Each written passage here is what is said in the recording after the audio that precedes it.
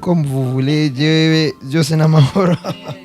Hari akabazo nshimye kukubaza, hari abantu benshi baba star badakunze kuvyishurira kuri social media, sinzi ko aba ari kwiyicira isoko canke uri marié canke uri célibataire.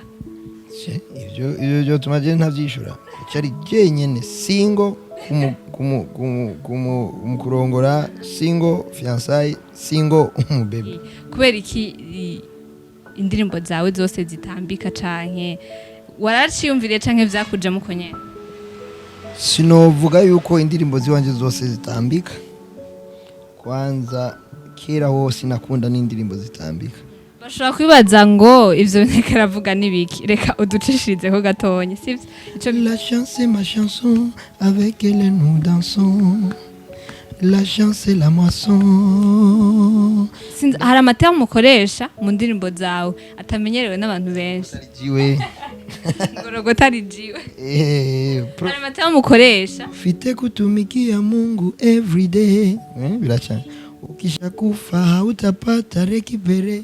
Urumva bitegeza kubacanga nyene. Bon, mu bisanzwe umuririmbyi ni umuporteur de message. Par exemple, Zagazu. Zagazu nyene ahubwo nyene.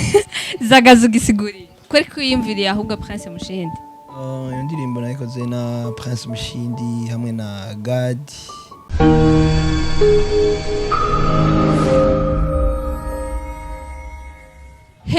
Hello bakunzi ba Mijo Talent TV. Nize ko mumeze fresh, je ni bomeze neza. Umuntu atagiye subscribe, please turagusabye kugira ngo bikore kugira ngo dutezanye imbere. Kuri micro ndabibutse ni Ange Irankunda, behind the camera nko mumenyereye ni Bon Trésor, umukameramani wacu atsovye atagatse. Twabazaniye uno musi twabazaniye ikiganiro gitandukanye n'ivyo mwahora mubona, ibintu bitandukanye twabemereye ko tuzoturabazanira ibintu biri updates. Twagendeye umustar akomeye cyane mu gihugu cy'u Burundi, umustar azi cyane mu ndirimbo ziragiriye amaza kumenya wari we. Reka rero mudukurikirane kugira ngo mumenye uwo muntu ninde. Allo, ça va? Ça va bien. Umeze neza? Ego na. Kwitande? Jewe nitwa Sipira baby. Sanzu ko ruduki? Jewe ndamwa gusaba abagabo abamama nyene ego. Uratera amakwafu mu cafe? Ndi mu coiffeur gusa. Bona akazi kaza? Biriko biraza buke turashima Imana. Bro namahoro. Namahoro. Umeze neza? Ego turashima. Bakwita gute? Baniza Mustafa. Mustafa? Irindi? Irindi ni Kita. Ni bitu vya soin.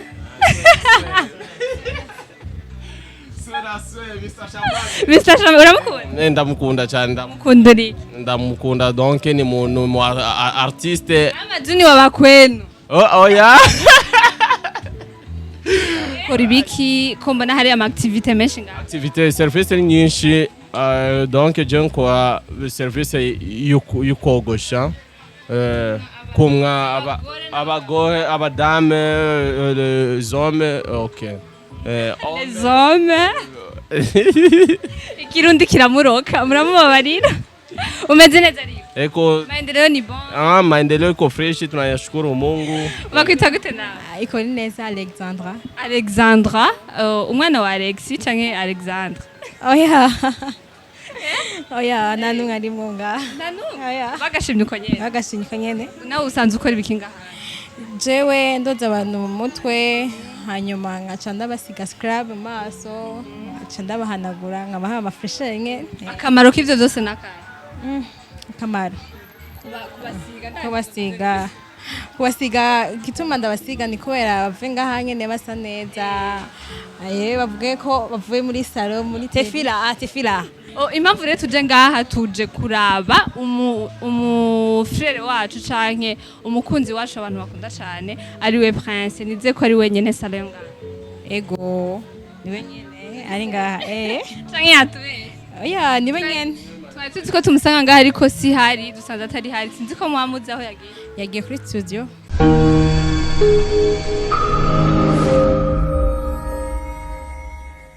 Bakunzi ba Mijo Talent TV, nkuko mubona rero twagerageje kurondera umuririmbyi twabategura no musugira ngo tuganire nawe batubwiye yuko ari ahantu ari mu bikorwa byinshi, akazi kenshi murabizi. Twashimye rero kumusanga asize ko batwemerera ari mu bikorwa byinshi, ariko reka tugerageze gufokasinga kugira ngo turabe ko tumuronka. Turi muri studio yitwa Record. Abantu rero bakeneye ubikorwa canke bakora neza abantu bakora neza cyane, reka muzokumva ibikorwa vyiwe ukungene bimeze ka muduha kanya kugira ngo turabe ibikorwa ariko arakora, kumbere n'igisasu ariko aradutegurira. Hodi. Ndabona. Yego namahoro. Meze neza. Sawa sawa. Nakuvumbua? Mimi abanivumbuaki. Waka. Unajivumbua. Twari dushaka ko tugadira, sinzi ko mudusiza akanya muri mu bikorwa ariko muragerageza. Abonye uri umujournaliste. Abajournaliste barakunda kuvuga. Karibu. Merci beaucoup. Reka twihe karibu naho mwaduhaye karibu. None mumeze neza? Yemeze neza ndashima. Ndaryohewe kubabona karibu. Ku batamuzi ni umuririmbyi arimba gospel yitwa Prince Tuombe. Urashaka kuduha umuco kubera ki Prince Tuombe? Yitwa dusenge Prince cyane.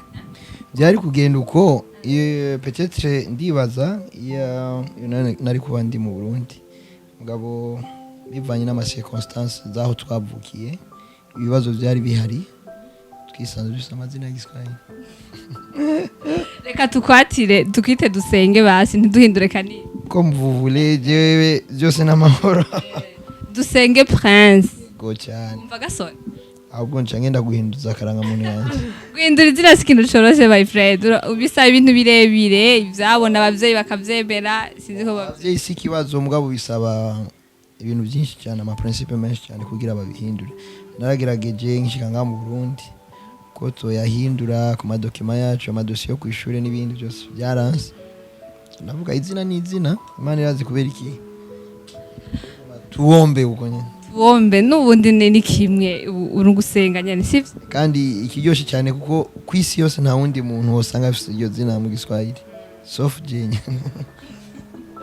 Urumwe. Prince, twari twahanye programme yuko tugusanga hano ariko aho twari twagiye dusanga sihuri batubwira kuri ngaha, ariko byabaye ngombwa ko tubasanga kugira ngo turangure imirimo naho muri mu kazi kenshi muko mudutegurira akantu kakanovera canke muri ko murahinyanyura bya bindi nyene bya bikorwa byanyene tumenyereye. Ndi ngaha kubera ibintu byinshi bishasha canke urahinyanyura bimwe bya bindi nyene tumenyereye ukabishira mu kanovera, ibyo bita remix. Je ndazi ko abantu barindiriye byinshi parce que ça fait longtemps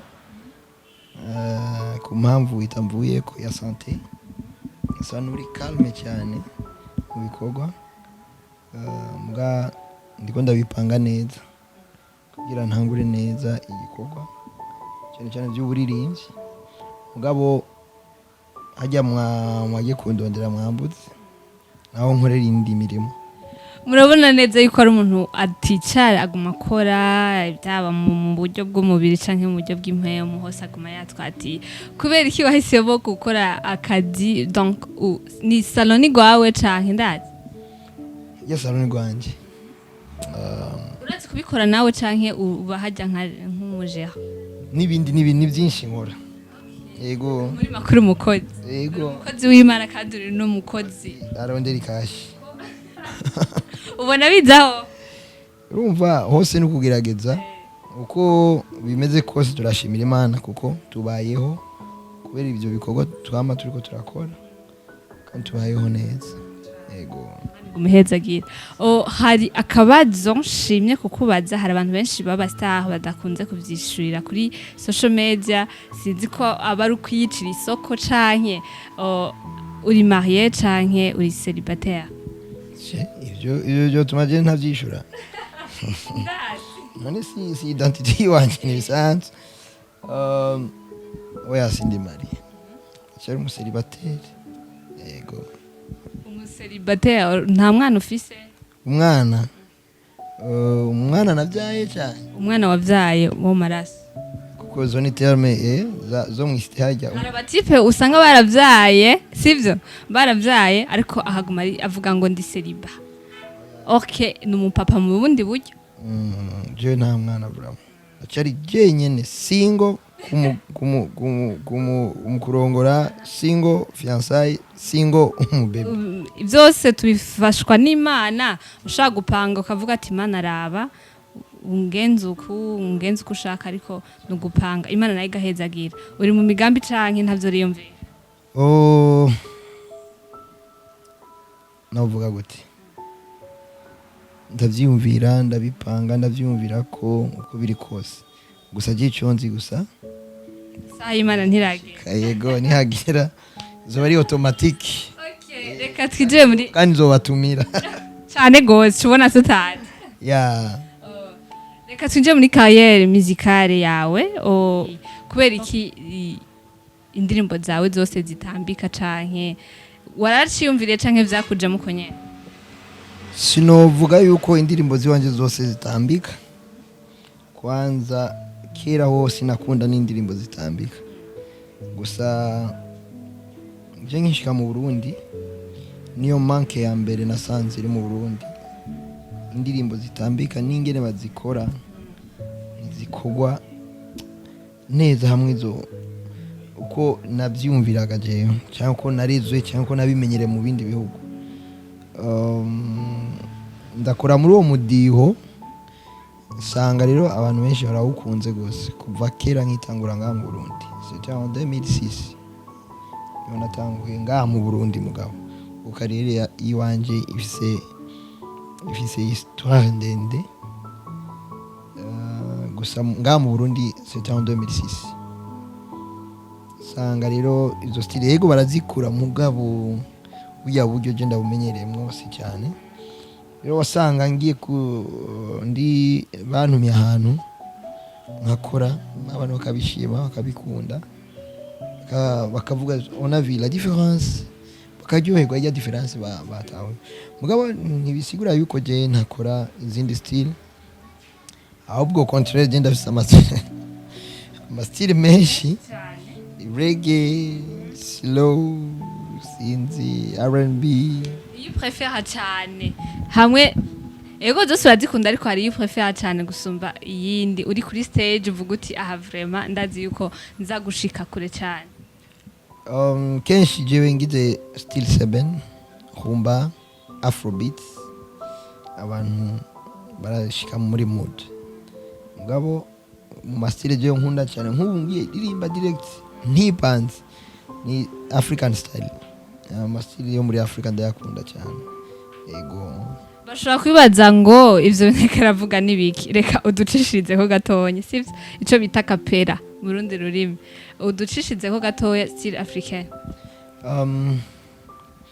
La chance est ma chanson, avec elle nous dansons. La chance est la moisson. La chance est ma chanson, avec elle nous dansons. La chance est la moisson. Ndakagize kagufi kuko bisaba byinshi sheka utahura biya binene. Izo style ndazikunda gose, acoustic nizo style ziwanje nkunda cyane, prefera cyane. Mugangeze kuri stage biba bihindutse kuko ndiga l'audience ishaka iki. Message utanga canke imvugo ukoresha, urabona yuko abantu bayitahura mu kumva ico washatse kuvuga canke kubera yuko tumenyereye hari amaterme ukoresha mu ndirimbo zawe atamenyerewe n'abantu benshi? Jiwe ngorogotari jiwe. Hari amaterme ukoresha fite kutumikia Mungu every day. Biracana ukisha kufa hautapata rekipere. Urumva bitegeza kubacanga nyene. Kubera iki ide diva hehe canke wiyumvira gute, wiyumvira gukoresha utuduterme abantu batamenyereye? Kenshi tumenyerwa n'abajene, ariko babandi babavye bacu atavyo bamenye. Bon, mu bisanzwe umuririmbyi ni umuporteur de message, kandi turahura na byinshi. Jewe kugira nandika indirimbo biki, donc ndahura na byinshi.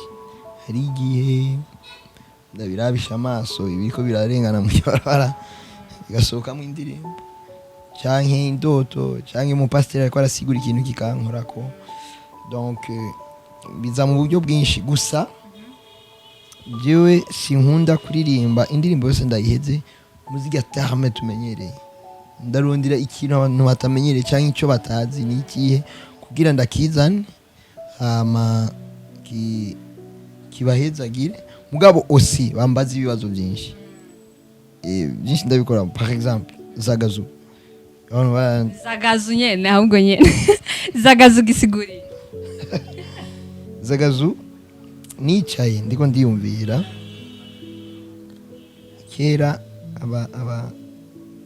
abavyeyi bacu tumenyereye igiswahili cyane hajya mwicaye mu rupango ugasanga ibintu birasanzaye mu rupango baca babwira toa ibitu binazaga hapa umva biri en désordre ibintu bimeze ukuntu kumbe biri en désordre ndiyumvira l'action zagazu okay ndakiriya gaterme kitwa zagazu ndagaha meaning mugabo zagazu yayote cyabigira meaning muri imigisha umusesekara zagazu imigisha inazaga baraka zinazaga zagazu yani ni myinshi irarenze unanirwa no kwikontrola ni zagazu binazaga ngo zagazu ni kirimi kihe igiswahili vitu binazaga hapa ama binasamba si ndio hivyo vinaweza vikazaga au vinasamba sana ndio tout ça ça devient zagazu kuri jewe imigisha myinshi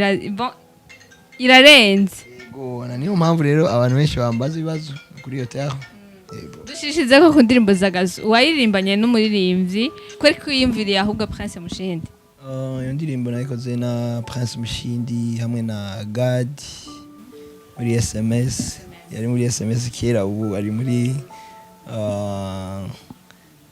Ingabire Ministry nibo twayikoranye niyumvire gukorana nabo iyo ndirimbo cyo gihe ko kiba bahisemwo ni kiye kintu bababonyemo abandi batababonyemo cyambere kwanza Prince ni mazina wanje cyo cyambere catumye niyumvire cyo kabiri turahuza gose nta kimwe donc ibintu byose kuri je nawe ni peace anyita grand frère nkamwita grand frère ni tuzipete abandi ba grand frère office ndiko ndakubwira Prince Mushindi sinzi oya ndiko ndakubaza uvuze ko umufata nka muraba frère sivyo anyita grand frère nanje nkamwita grand frère sinzi rero grand ninde petit ninde umva turakundana nayiko ndakubaza ko atabandi ba grand wari kwiyumvirako barahari aba grand barahari n'aba petit barahari gusa byarashize ko dukorana mwemu yarakurongoye sinzi ko ari mwemu mugabo turabyumva kumwe cyane na Gadi c'est la même chose the good SMS yes good friends of man bose n'abagenzi ba hafi gose uko wari witeze yuko mukorana iki gikogwa kumbure hari umusaruro wari ubitezemwo canke hariho image wabiha avuga uti aha ivyo byose dukoranye ikintu hazovamwe ikintu gikomeye cyane uko wari uvyiteze nuko wabisanze canke warawonse umurengera ego harabaye feedback nziza cyane kuko d'ailleurs kwanza ni no muri interview ya mbere twagiranye n'aba journaliste mu kulansa indirimbo harimwo ikintu cyatangaje abantu benshi the way tushoboye gufata umu hip hop man akacahura n'umuntu arimba R&B slow hamwe n'uwundi arimba afro beats afro pop and then bakishira hamwe bakakora ikintu kimwe kandi kikagenda neza yego bara amavuta mu mpande zose system reka tugusaba tucishirize ko zagazu benshi bazitera mu zagazu mugabo indirimbo yose ngo araje mu vyawe no mu bawe giturumbuka akaca kuzanira ikintu cyitwa zagazo ama blessings agutangaje yego ninzobere mu guseruka giturumbuka papa gode ninzobere mu guseruka giturumbuka papa gode zagazo zagazo twende ya yote ukeneye kuyiraba yose ni indirimbo iryoshe cyane itambitse ku bajene bakunda gutamba ariko mumviriza message si nibihutira umudiho mumviriza message kuko abantu benshi ngaho mu Burundi barantangaza ahubwo bavuga ngo ducije ngo ijya sebene ngo niyo dutamba eske bakubwiye yuko sebene umuntu atashobora kwinjira mu bwiza donc message ni ikenewe sumudiho umudiho yego uraryosha ibintu mugabo message nayo irakenewe gose message irakenewe Ego. bahimiriza cyane kumviza amajambo avugamwe aho ahubwo nibyo bituranga.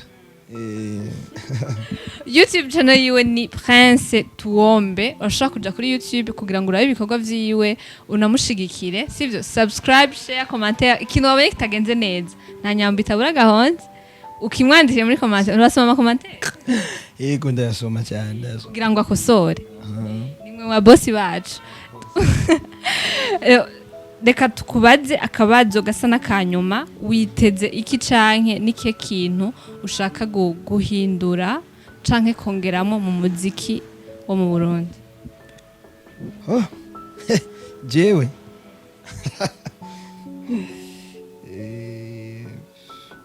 ndibaza sije mpindura ikintu gusa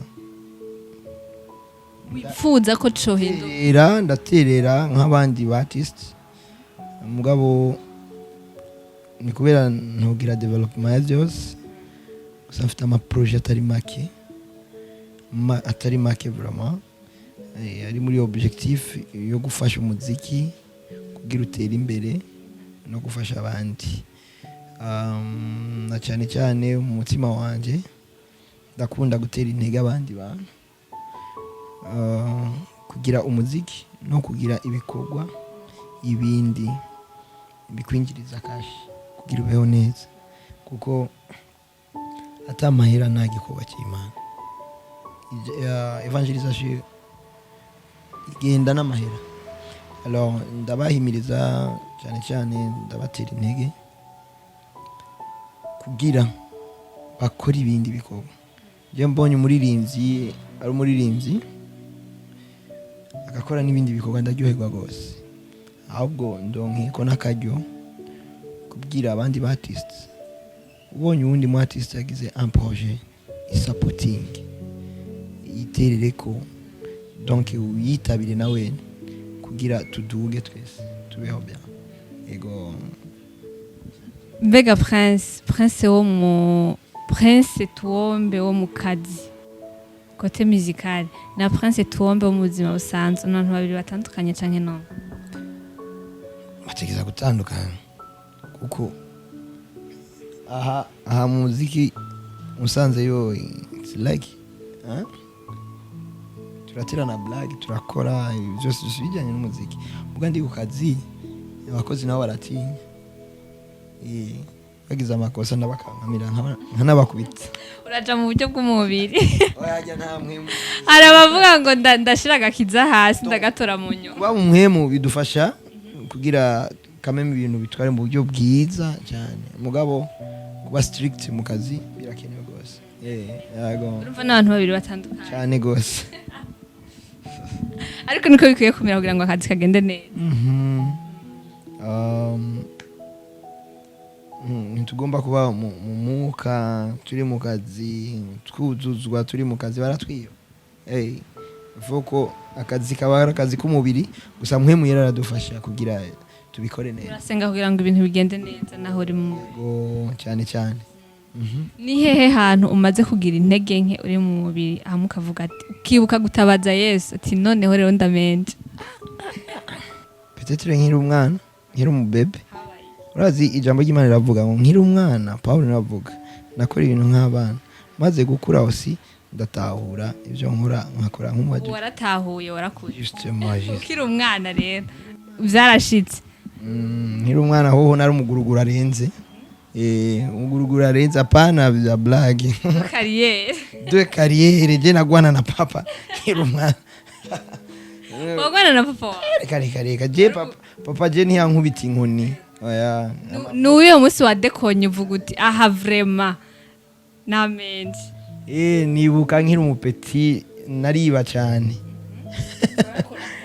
reka nari kandi nari umujanja gose nariba amahera ibintu byo mu mabotike nkiba umunsi umuvyeyi yagufashe aragukarira ibi bintu by'induru habaye zibiri je no kwibagira ya mbere yaranyirukanye kuko nanje nirukanka nk'akapajero nirukanka nk'imodoka aranyiruka ko mbonye ko agomba mfate warugize ubusuma wari wivye amahera angahe sinibuka sinibuka kwiruka gusa ko ivyo amahera yaragufashe bashi kugira mfate nawe yabize icyuya kuko yaranyirukanye mbona agomba kumfata nca ndicara hasi nyerera aragwari avuga akagabo bashikaranyishe acara afata uwo munsi bamfungiye mu nzu kuva mu gatondo gushika ku mugoroba kubera nari umubandi cyane yagiye kudandaza ku isoko abantu bose bagiye ku ishuri nca ndabomora ku idisha ndasohoka ndagenda natira amanze ntinza ry'amasaha atahira ko nca ndasubira hari yego urumva je nari zaraheze Yesu yaratugiriye neza ubu dukora dupambana turaba ingene dukora mu buryo bukwiriye mu kuryohera Yesu wacu impamvu ndakubajisha kibazo hari abantu bababona muri hajya avuga uti uyarera nta bintu yaciyemwo by'ibi nka biriya ariko bakibagira yuko hari ahantu kumbure Imana yagukuye kandi uvuga uti Imana warakoze twe dukwiye kure gose narumushwanyi gisuma byinshi baranye inzoga oya sinanywa inzoga mugabo abavyeyi baranywa inzoga itabi sinarinywe mugabo narigeze kurihonja ndavuga kubera abantu none basanga ikindani ndafata twari dutije tubiri sino twibagira ndakwega supermatch yari supermatch yes intore supermatch ndarondera ivyo barondera ndabibura Imana ikura umuntu kure niye message wobwira abantu bakiri muri hamwe uvuga wewe ko wari muri bwa bwana hahandi bakora twatundi abantu bakiri mwiyo kategori niye message woba iyo kategori ni guhinduka nico gikenewe kuko mu mana hariho sagesse nini je abagenzi banje je twakuranye n'ubu je mbona arabasaza muri Yesu muri dori rero ntusaza cyose kibazo muri Yesu ni dusaza tuguma turi new urumva ndavye parfois ndakompara ubuzima babayemwo canke barimwo n'ubuzima turimo twebwe nkavuga yuko Imana idukunda niyo mpamvu nababwira ahubwo nibaveyo ndavye umuntu anywa itabi iki aranje na gose kandi ndamubwira nahinduke donc mu Mana niho hari sagesse n'ubwenge bwose yego bakunzi ba Mijo Talent TV sinzi ko hari gikogo twasanzwe kurakora hari ikintu gishasha tukwiteze ko canke byandi byo baririmbyi ngo turiko turakora soon coming soon yego umva umuririmbyi byiza no kuvuga ikintu umaze kugikora gusa je ndazi ibyo mfise ni byinshi gose ndiko ndiga uburyo nzobisohora gusa ni byinshi ajya amaterme yandi menshi rimwe kwanda clin d'œil yitwa danse ya corbeau danse ya corbeau ico naco nigi umva danse ya corbeau ubwo mudutakanye kona kandi gaterme gashasha very soon kari mu kubuza iyo ni imponje uba ni tuzotamba danse ya corbeau ni corbeau ya igikona niyo corbeau tuzotamba I don't know when urindire reka tubyitege iyo ni indirimbo iri kwirakorwa n'izindi ni nyinshi amaterme yewe ni menshi ndababitsa ahubwo reka tugushimire cyane Prince ko nabaduhaye akanya tugusanga uri kurakora ariko bavuga ati reka tubaganirize murakoze cyane yego tugutera intege kandi courage ubandanye ukora mu mitima ya benshi amen bakunzi ba Mijo Talent TV twabwiye muje kuri YouTube channel yiwe kugira ngo musupportinge ni Prince Tuombe subscribe share commentaire uje no kuri YouTube channel yanje nimba washimye kuri higaniro uje kuri YouTube channel yitwa Mijo Talent TV uklike kuri subscribe canke s'abonner lavanuri YouTube yawe iriko hama usharinge commentaire turazikeneye kugira ngo dukosore canke hagico twongerako ciao je vous aime beaucoup